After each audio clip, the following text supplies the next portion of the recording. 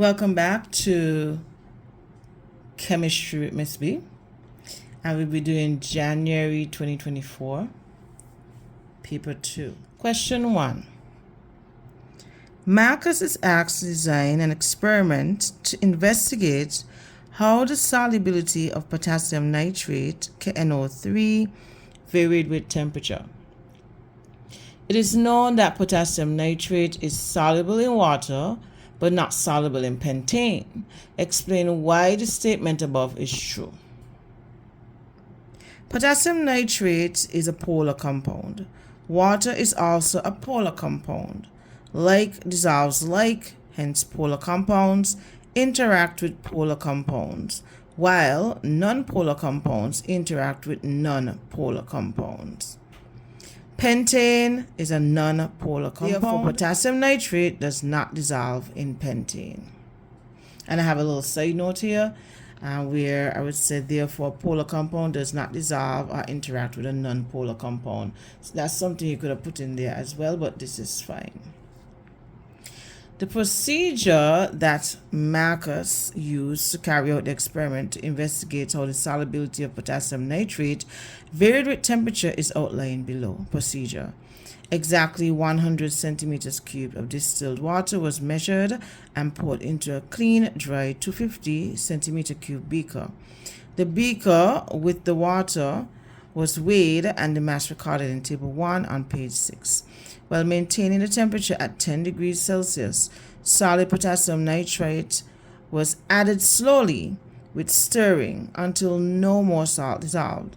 The beaker with the salt solution was weighed and the mass recorded in table 1 on page 6. The experiment was repeated with 6 different 250 cubic centimeter beakers while maintaining temperatures of 20, 30, 40, 50, 60, and 70 degrees Celsius. And we have over here the results of that. And what I did was to make sure I draw a straight line from the center through the top of the pointer so I could make accurate readings. Okay, so maybe you could have done that.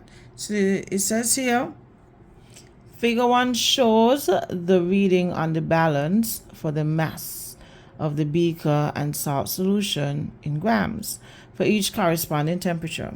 So we have it for 10, 20, 30, 40, 50, 60, 70. So basically, this is how much salt dissolved in the water, in 100 grams of water, okay, over time. Okay, so we need to just note one thing here.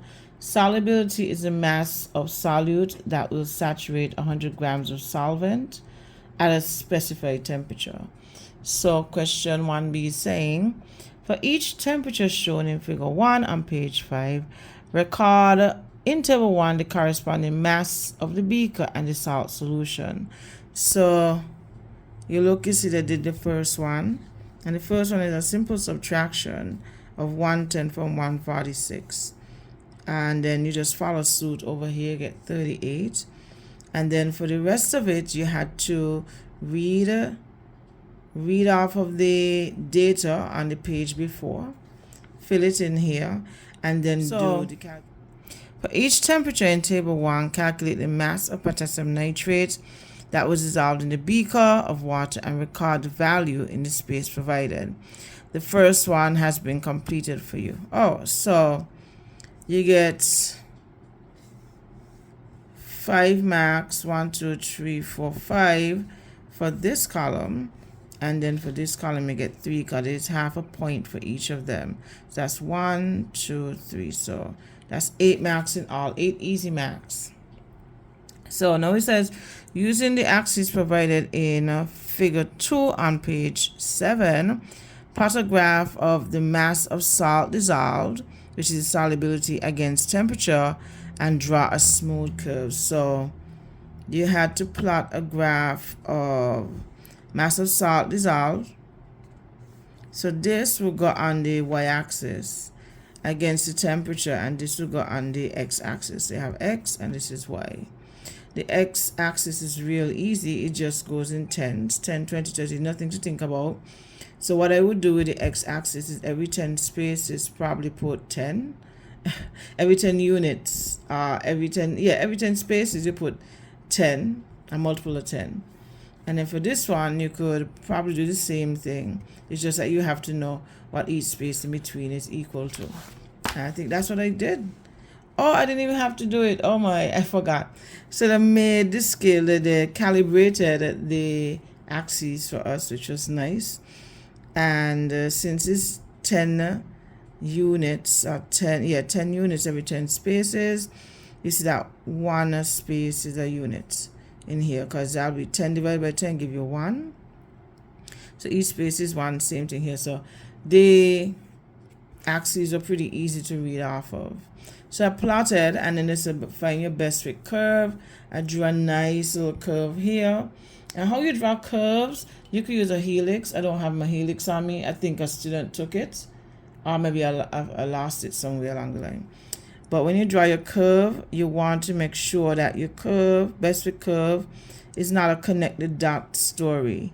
In this case, you're finding the best fit curve, which means you're drawing your curve equidistantly between, you're placing the curve equidistantly between the points. So your points on the left should be just as far away from the line as the points on the right. So just about, so this is 1 space away, this is 1 space away, this is 1 space away here, and this is 1 space away here. So yeah, you want that to be like that. And then they ask a bunch of questions based on the fact that you already plotted and you have your curve. So you would have to do some extrapolations over here based on the questions that come. It says, as the temperature increases, no, it says, using your graph, describe how the solubility of potassium nitrate varies with temperature. And you can see that as the temperature increases, the solubility of the potassium nitrate increases as well. More potassium, basically more potassium nitrate dissolved in the water when you increase the temperature. Well, you can see that from the table. So that's what the table shows. It shows that as the temperature increases, you come down here, the mass of the salt increase. You see that? Cool. Okay, and then it says determine the solubility in grams per 100 cubic centimeters of potassium nitrate at 65. So 65 was not given, so therefore you would have had to use the graph, and they're basically testing your knowledge, your ability to find 65. The 65 will be in between 60 and 70, 5 spaces away from 60. And so what you would do is just go up from that temperature to the line. I see some people when they extrapolate, I don't know where the line going, something they put the line all the way up here, and I don't know, but it's always to the line, the trend line that you would have plotted, and then you carry it across the y-axis to determine your answer. And I got 97, so this is 95, 96, 97. Okay, so that's how I got the first answer. And then now it says using your answer in E2, calculate the mass of potassium nitrate that will be precipitated out of the solution if the solution is then cooled down to 35 degrees Celsius. So it's a simple subtraction. So if you go back over, so we use the 97 grams, that is what would have dissolved, but if you're cooling it down, then some of it would precipitate out, as in it wouldn't be dissolved in solution. And so we need to figure out how much of it wouldn't be dissolved if we go backwards with the temperature.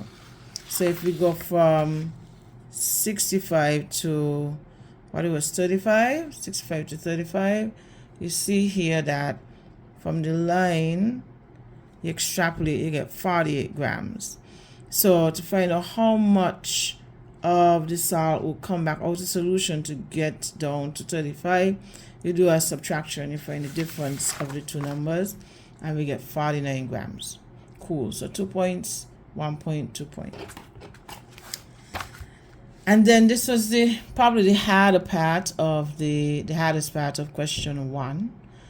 And so it says calculate the concentration in mole per dm cube of a saturated solution of potassium nitrate at 35 degrees.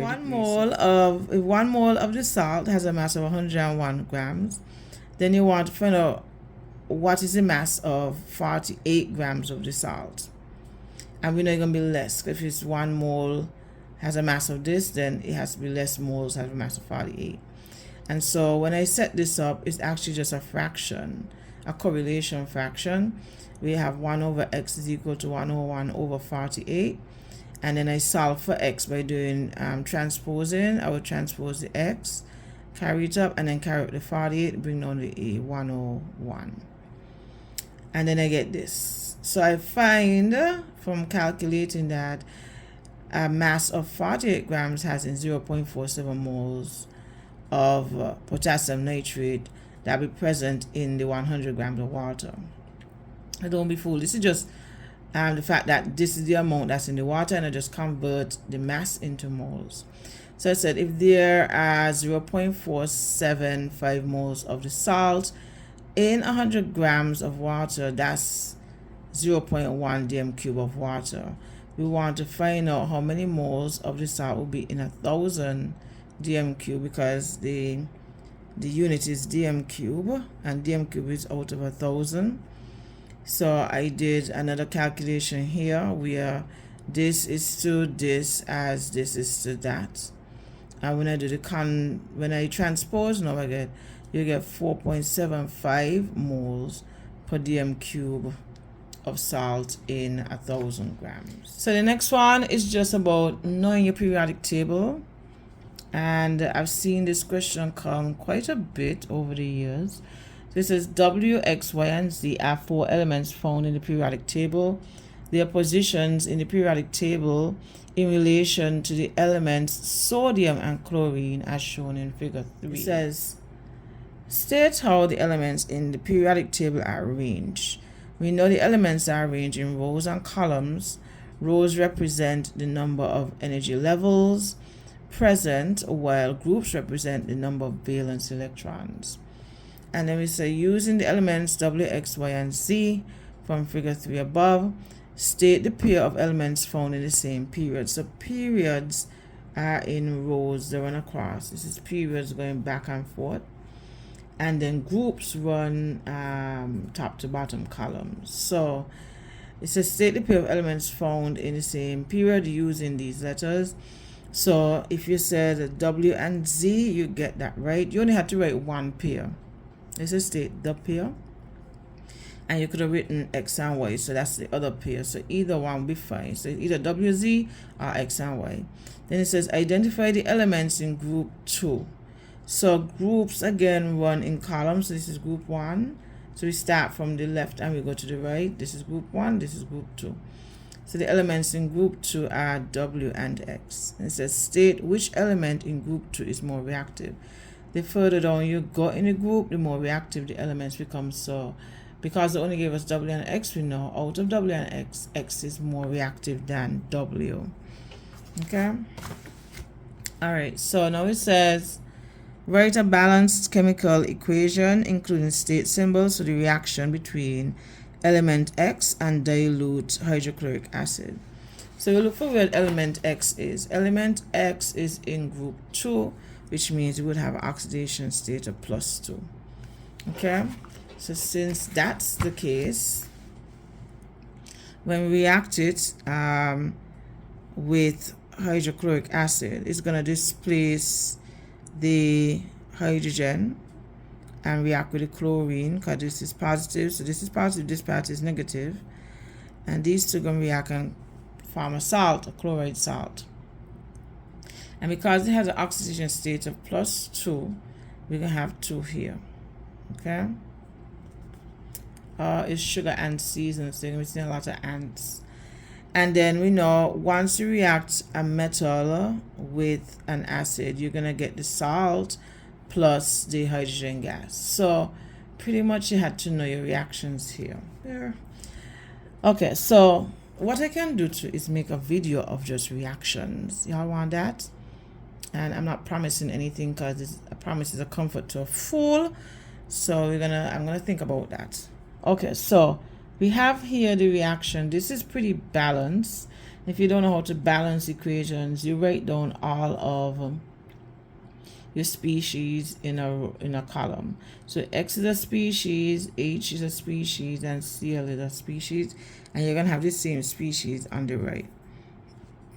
And from here, to make sure it's balanced, I just break it down here and I say we have 1X, we have 2 H's, and we have 2 Cl's, chlorines. And here we have 1X, we have 2 H's, and we have 2 chlorines. So note well, if the number is on the right hand side to the bottom, it only refers to the species next to it on the right, on the left, sorry. However, if the number is on the right and it's large, it refers to all species it's connected to on the right. So if the number is large and on the left, it refers to all the species to the right of it. But if it's small and to the right, if it's like a subscript and it's to the right, it only refers to the species on the left. Okay, enough of that. Probably getting a headache at this point. All right, so moving on to question C. It says sodium and chlorine are pure substances. However, they are found combined in sodium chloride, which dissolves in water to form a mixture. State the difference between a mixture and a pure substance. Okay, so a mixture contains multiple chemical compounds, while a pure substance contains a single chemical compound. All right, so it's a state 2 other examples of pure substances. I put water, glucose. Other examples are bronze, you have gold, ammonia, copper, carbon dioxide, and oxygen. Those are pure. Okay. All right, so now it says name the type of mixture formed when sodium chloride is dissolved in water. So they want to know whether it's a solution, a suspension, or colloid. That's where they're going with this question. So because you get a uniform matrix, a uniform mixture when you add salt to water, and you could see straight through it is translucent, we say it's a solution, because if you didn't know salt was added to it, you wouldn't know. If nobody told us salt was added to it and you didn't do any exclusive tests, like you didn't taste it, you didn't do a boiling test, you didn't do anything like that, you wouldn't know. So it's called a solution just by eyesight, and we refer to that solution as salty water. It says identify a separation technique that can be used to remove the sodium chloride from the water. You cannot filter it. Some people will put filter, but you cannot, because remember the ions are microscopic and they're really small. So if you mix salt in water, what you're gonna get is a solution of sodium and chloride ions in water. So you're gonna be a bunch of these mixed like ions in this mixture, and they're microscopic and they're so small they're able to pass through the weaving of the filter paper. So even if you have salty water and you pour it through a filtration apparatus, what's going to happen is that the salty water is going to pass through the filter paper, and the filtrate will become, well, the filtrate will be your salty water, basically. That's what's going to happen. There'll be no residue on the filter paper, except for maybe just the wet salt water that's there, but it can pass through the water. So you need to use something else, which would be evaporation. You add heat, and the heat in evaporation, you would lose one part of the solution, which would be the water, and you will get back the salt. However, in simple distillation, you'll be able to keep both components of the salty water where on one side in the reaction vessel, the salt will be over here, and then in the setup, when you have the condenser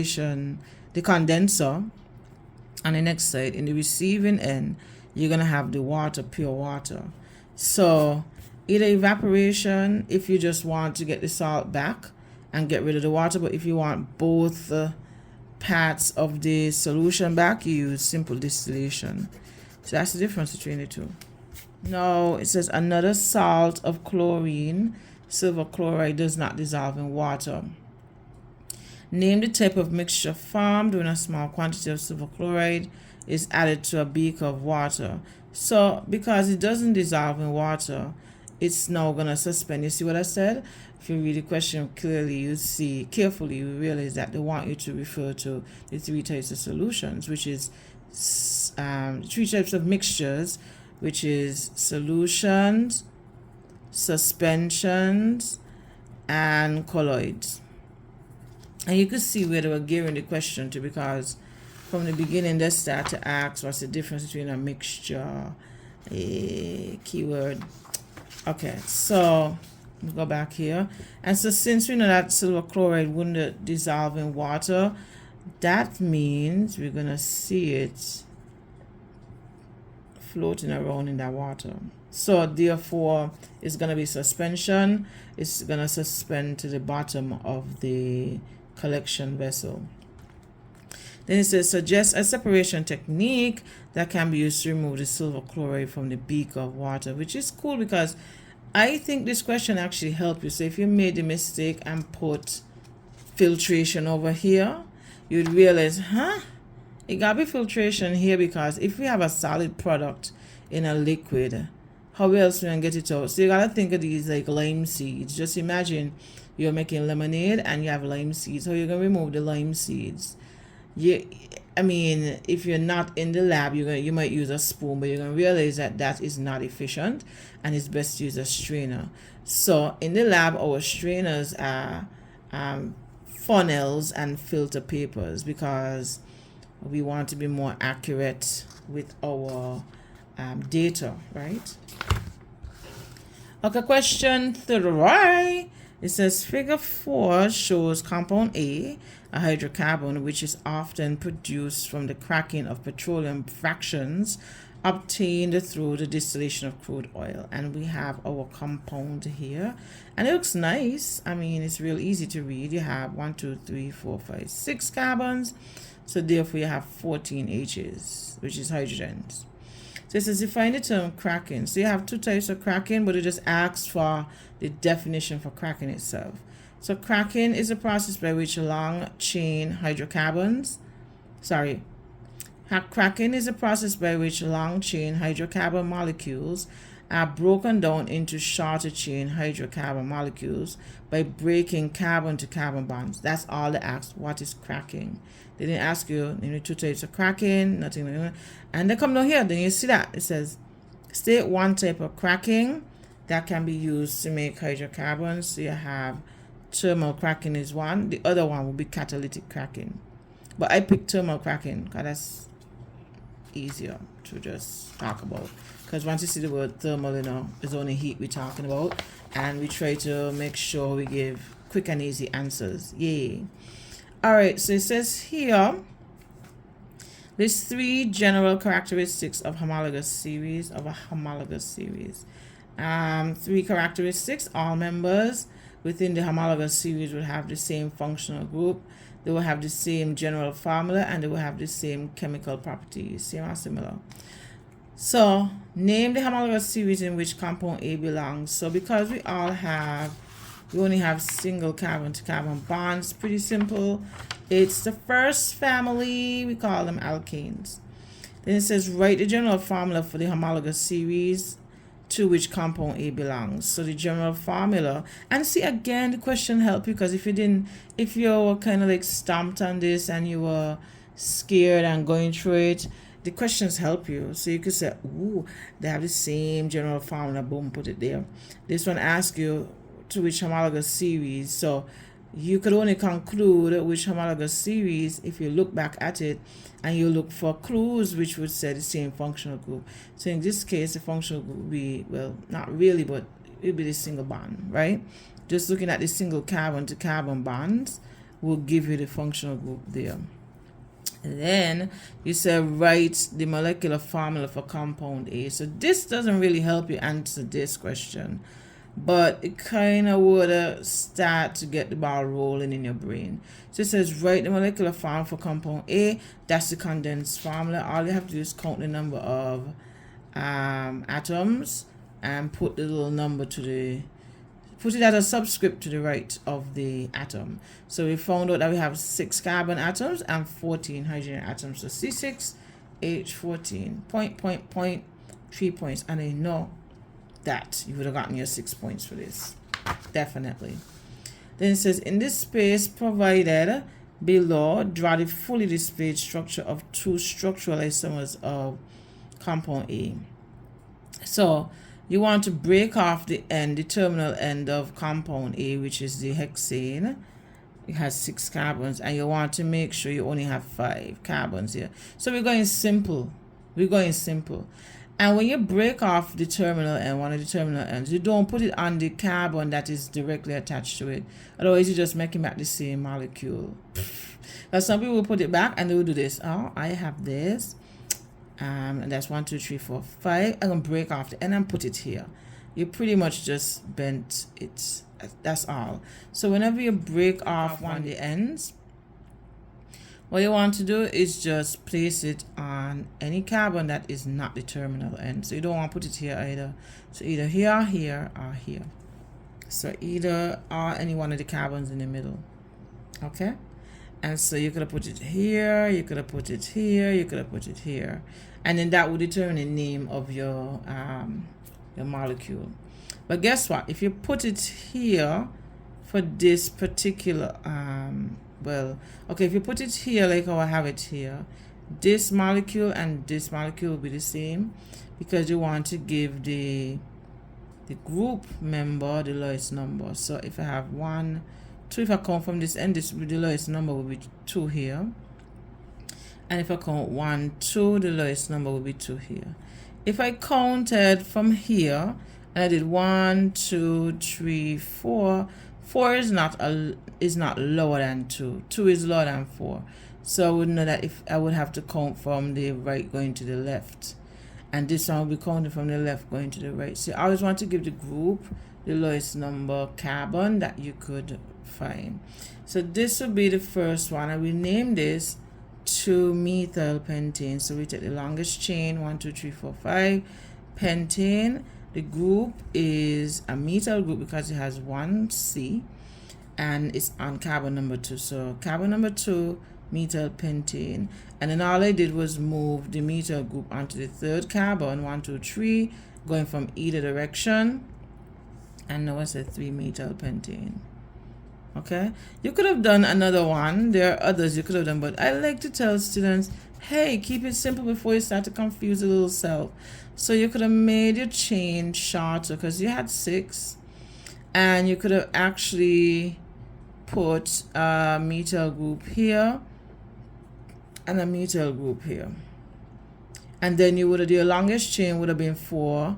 It could have been 4 this way, it could have been 4 that way, but let's go simple. 4 this way, and then so we count. We say 1, 2, 3, 4, and we realize if we go 1, 2, 3, 4 is the same thing. So you're gonna end up with 2,3 dimethyl, and the longest chain is butane. You see what I mean by keeping it simple?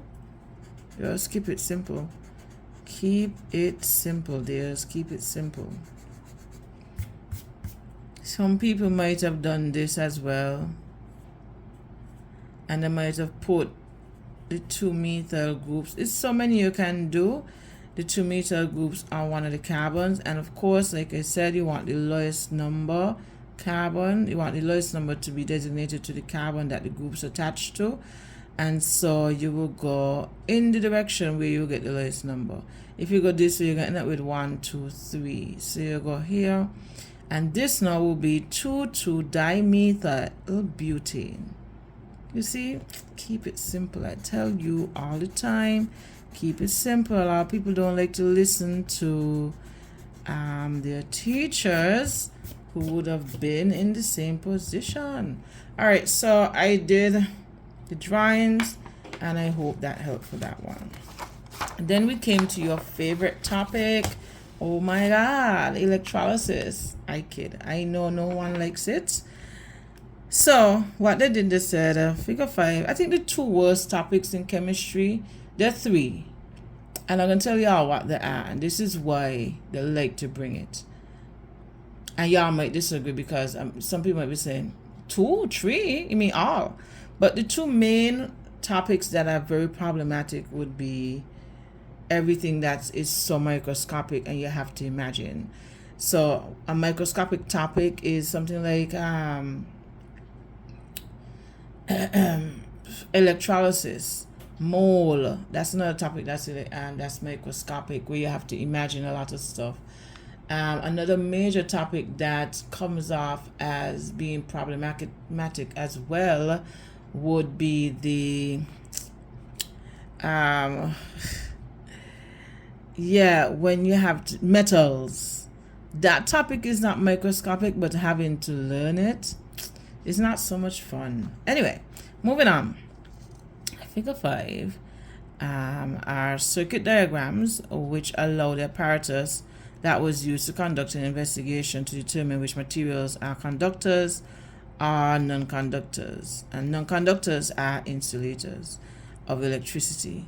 So from the get-go, we see what's going on here. The bulb lights up when we complete the circuit with a key made of a metal. They didn't tell us what kind. And then we have wood. It's not a conductor. Once the light doesn't light up, it cannot complete the circuit. Free moving electrons up in here.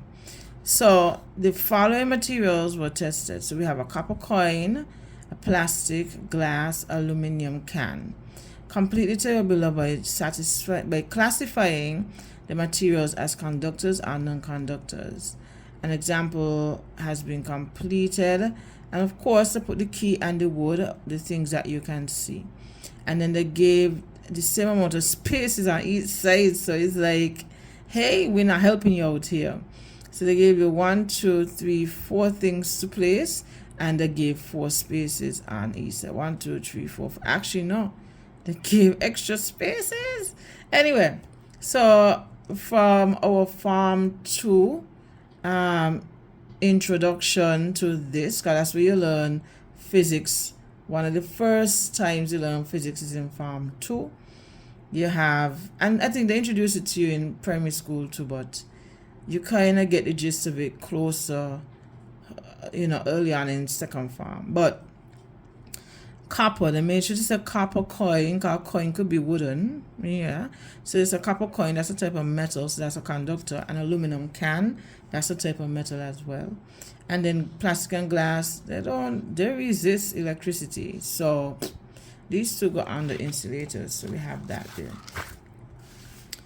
Then we have here figure 6 shows an electrolytic cell which is used to test a dilute aqueous solution of sodium chloride. And we have the electrodes A and B, they're attached. And remember the type of electrode is determined by the terminal it's attached to. So A is attached to the positive terminal, which means that this electrode will be positive. And then B is attached to the negative terminal, so this electrode will be negative. And so if this is a negative electrode, guess what? Cations will be attached to it, because cations are positive.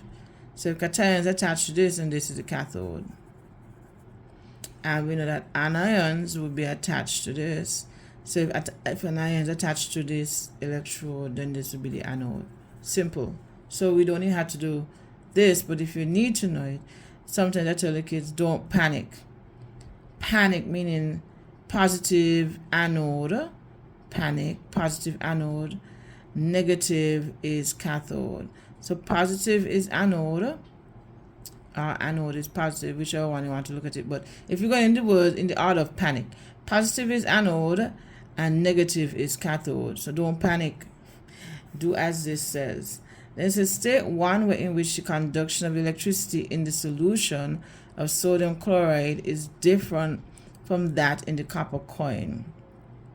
Well, electrolytes contain mobile ions, whereas metals and graphite contain mobile electrons. So the charge carriers in the electrolyte will be mobile ions, and the charge carriers in the metal and the graphite would be electrons. So that's the difference there.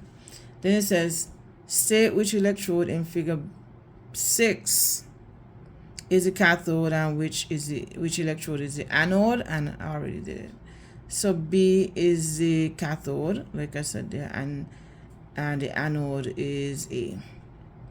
It says write a balanced half equation to show the substances produced at the cathode and the anode. So I drew it right here. So they said that in that solution up here, we have it's salty water, right? Because it's a dilute aqueous solution of sodium chloride. So it's salty water, a lot of water with salt. So these are the 4 ions that are present in the solution. That's what I tell my students. Draw the beaker and draw the ions present. And then according to the reactivity series for the cations and the anions, always pick the ones that's lowest in the series. So hydrogen is the lowest one in the reactivity series for the cations. So we circle that. See sodium here. So you want to pick the one lowest down. And then hydroxide ions are lower than the chloride ions. So we know the hydroxide ion going to come off. And because it's an aqueous solution, we know that the hydroxide ion definitely coming off. So we know hydrogen and hydroxide ions are coming off. So this is like a twofold question. You had to know which ion is going to come off, or which are preferred to come off with at the preferred electrodes. And then I tell students to learn the half equations because they don't change. So if hydrogen gets attracted to the cathode, you're going to get hydrogen gas coming off. So you're going to see bubbles coming off here. You're not going to see this. You're going to see bubbles in here. And we definitely bubbles just telling you that the gas coming off here. If you light a glowing spint here, it's going to extinguish it. Right? So that would extinguish it. Then what would happen, this would be a case of reduction, because you're going from a plus state to a 0 state. So remember, you have red cat as well. Red cat. Reduction occurs at the cathode, and we have anox. Oxidation occurs at the anode. So you have some reduction happening at the cathode, and then you have oxidation at the anode. So you're going from a -1 to 0, 0. So from -1 to 0, you have oxidation. And this is how you write it up. Okay. So here is the mnemonic for the reactivity series for cations. Please send Charlie's monkeys and zebras in large high cages, most securely guarded. And then for the anions, we have Fiona's son never comes by in October. And that's it. And then they were not done with you. So they went on further to hurt feelings, and they said, calculate the volume of hydrogen produced, measured at room temperature and pressure during the electrolysis of dilute aqueous sodium chloride if a current of 1 amp was used for 30 minutes. They give us Faraday's number. We would have 96,500 coulombs per mole, and the molar mass of a gas at room temperature is 24 cubic decimeters per mole. So since we're looking at only hydrogen gas, we have to use that half equation. And we know that 1 mole of any substance would be equal to the number of electrons that come off times Faraday's number. And so since 1 mole is equivalent to this, then X moles will be equivalent to the charge, which is equal to current times time. Again, to wrap your mind around this is like, so this is the equation you will use here. And this will be for any substance. It doesn't have to just be hydrogen. It could be anything. But in this case, it's hydrogen. So our N corresponds to the number of electrons. In this case, it's 2. So we fill in our spots that we need to fill in. So it's a 1 mole is equal to 2 times 96,500. And then we convert the minutes to seconds, because that's what we use for time. And we multiply the 1 amp by the 30 times 60 seconds, which will give us 1800. and this will give us 193,000 when we multiply it by 2. And now we have 1 over x is equal to this bad boy right here. What we do now, we solve for x by dividing 1,800 by the 193,000, and we get 0.0093264,249 moles. Write out all the numbers and then round up at the end, because if you round up too early, you're gonna get a number that's off. And then the question went further to say we want to know how many moles of hydrogen would occupy this volume here. So if 1 mole of hydrogen occupy a volume that's 24 dm cube of space, then how much space would this amount? It would be less, because this number is less than 1. And so we're going to multiply this number by 24 dm cube, and we get here that 0.22 cubic decimeters of hydrogen would occupy that space at R to P. Okay, that's the answer right there. Then we come back to reality, because and what I would urge you to do is to focus on organic chemistry a whole lot, because they like to focus on that on tests. Sometimes 2 questions come, sometimes 3. Maybe this year might be 1, and that will hurt. So we have here figure 7 shows the fully displayed structures of compound B and compound C, which are from different homologous series. And we could tell we have this group right here, and we have this L group right here. And that's the first thing they said. They said state the name of compound B and compound C.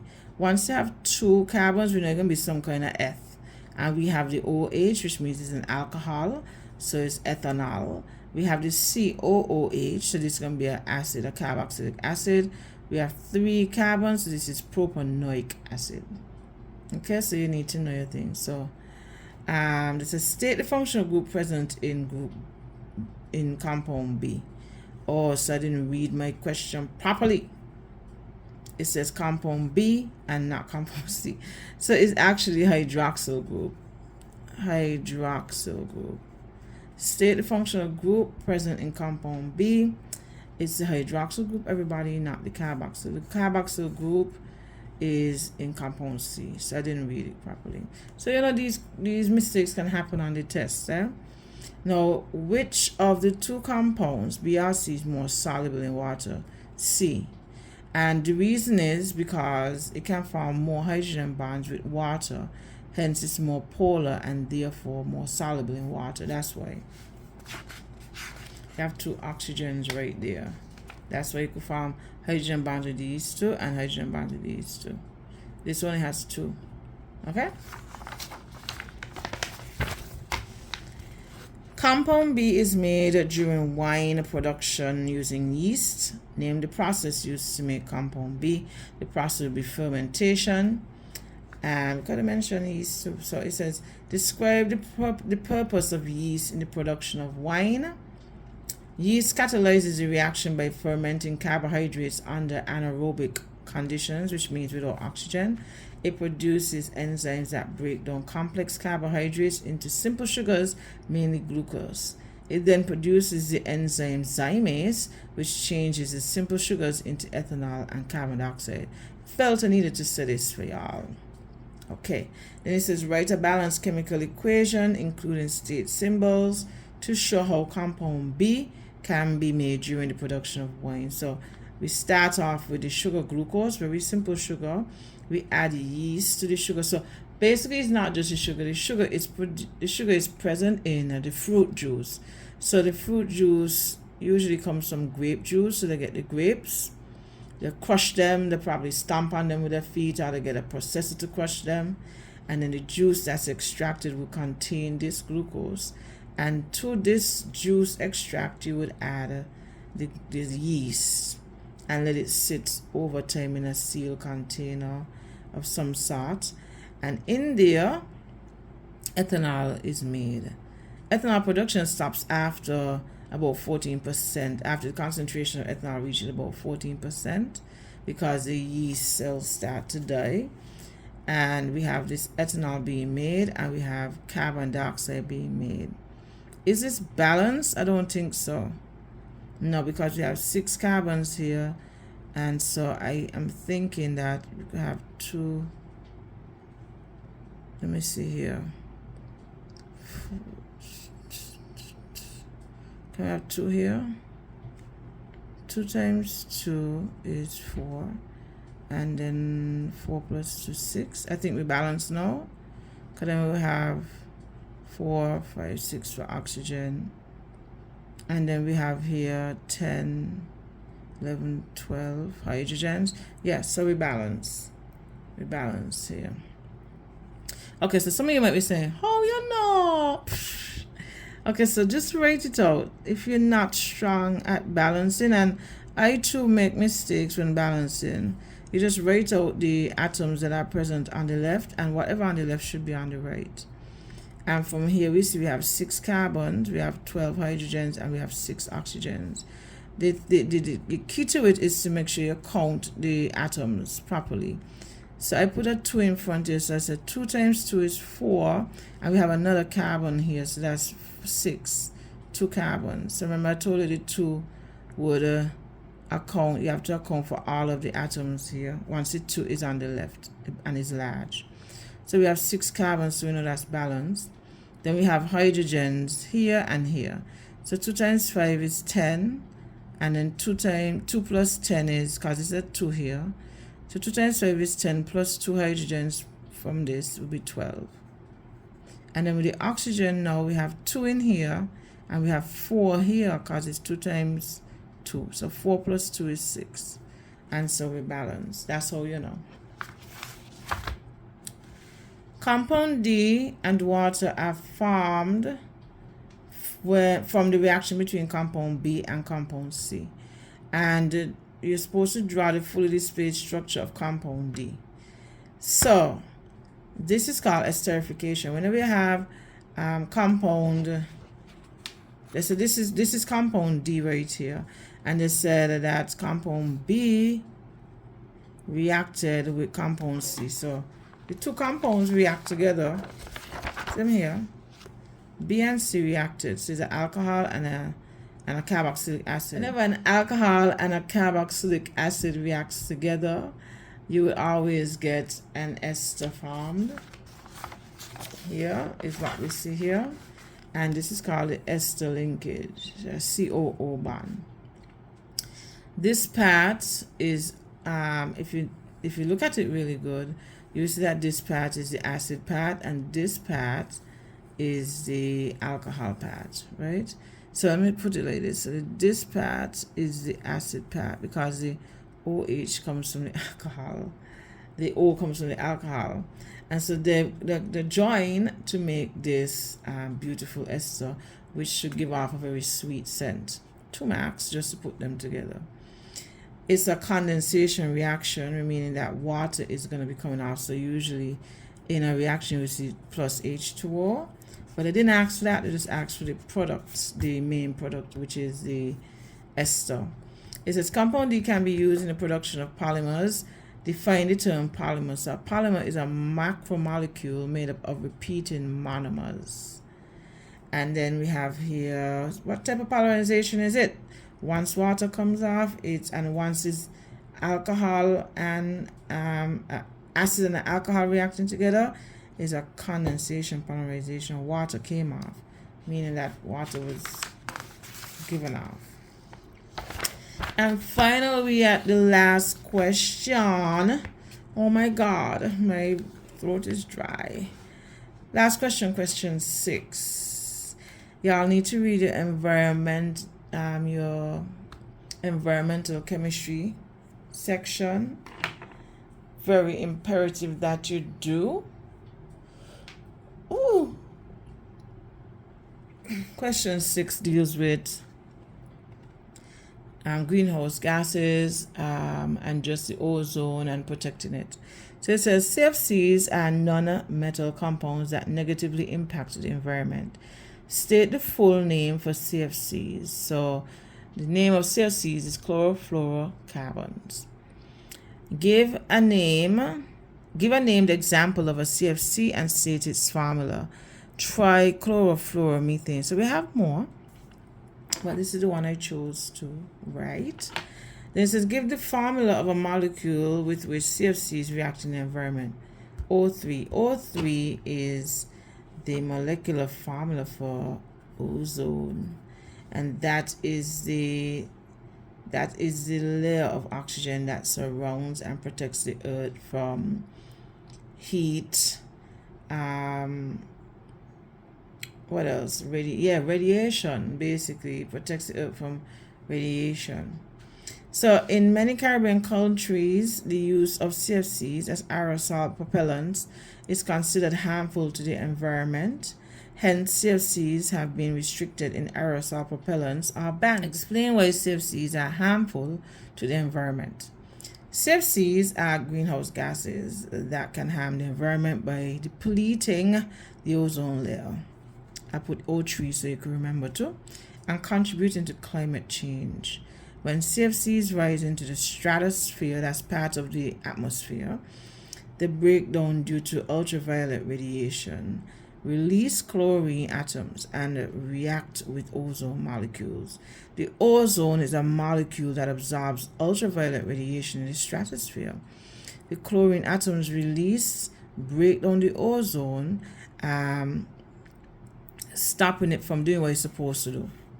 But once the ozone layer starts to break down, the ultraviolet radiation comes into the Earth's soil and all that, and it affects us by heating up the Earth too much, causing us to suffer from floods and all that jazz. So chlorine is a gas that has many uses. State one use of chlorine. Chlorine is used to disinfect water, is used for sanitation purposes, bleaching, and also food processing. State a laboratory test that can be used to identify chlorine gas. You use a damp blue litmus paper. The paper will turn red, then white, as chlorine gas reacts with water to create an acidic solution that bleaches the dye in the paper. So the paper going to become bleached out. A student reacts chlorine gas with aqueous potassium iodide to produce aqueous potassium chloride and a solid. Write a balanced equation including state symbols for the reaction. So for this, they're asking you to recognize that chlorine is more reactive than iodine. So it's going to displace the iodide ion. And in that, because of that, you get this displacement where the salt of potassium chloride is formed, aqueous, and then the iodide. They tell us exactly what is happening. They say potassium iodide, aqueous, chlorine gas. So you have to put your states here.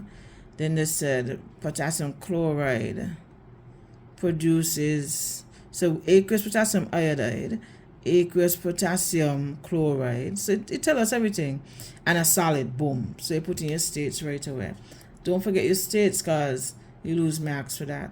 And then all you have to do now is balance the equation. So you know these gases, these halides exist as, I mustn't say gases, the halides in nature exist as diatomic molecules. So the chlorine gas is a diatomic molecule, so you have a 2 there, and the iodide solid would exist as a diatomic molecule, so I have a 2 there, and then you just balance accordingly.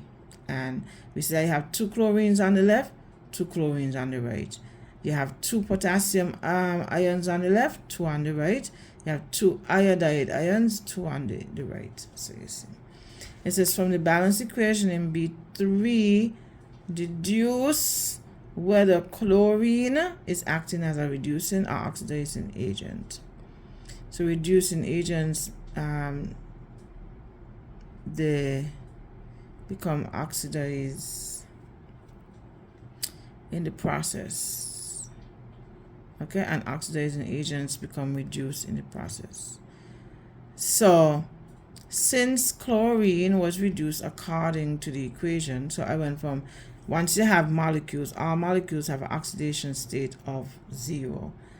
And if you don't see any oxidation states outside, it's 0. 0 for the entire molecule itself, 0.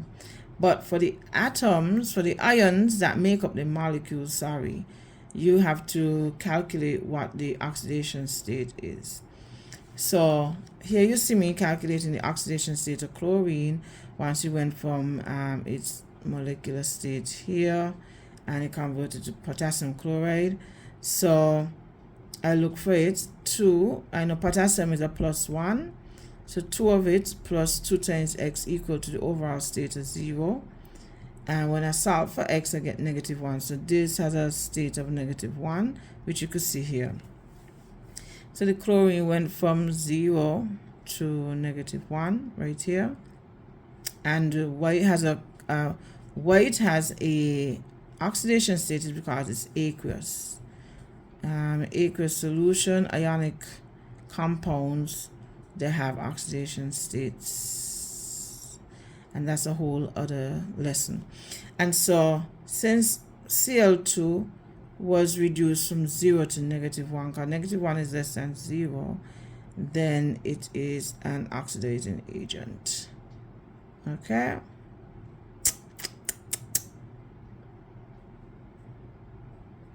And that's it. That's the end of the test. It was pretty intense. Doable, but real intense. Think intensity on a scale of 1 to 10, 10 being the most intense, I will give it an 8. Because I've seen worse. Best wishes, continue to study. Make sure you make your books, you use it efficiently and wisely. And don't cry. Don't cry about the exam now when you could prepare for it. It's coming. It's the last exam. Most likely the last exam. So continue to study, continue to read, continue to do your questions. Best wishes. Yes, I'm cracking my hands. They are tired. Bye.